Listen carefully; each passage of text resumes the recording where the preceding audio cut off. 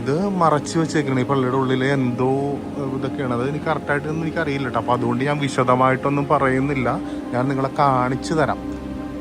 ഇത് കണ്ടില്ലേ പിന്നെ ലൈറ്റുകളൊക്കെ പണ്ടൊക്കെ ഇങ്ങനത്തെ സംഭവമൊക്കെ ഉണ്ടല്ലേ. എത്രയോ വർഷം പഴക്കമുണ്ടാവല്ലേ. ഇവിടെ ഒന്നും തൊടാനൊന്നും പാടില്ല കേട്ടോ. ഇവിടെ കയറാനായിട്ട് വെറും 10 രൂപ മാത്രമേ വരുള്ളൂ. ജൂ ടൗണിൽ കൂടെ നേരെ കയറി വരുമ്പോൾ തന്നെയാണ് ഈ സിനഗോഗ് വരുന്നത്.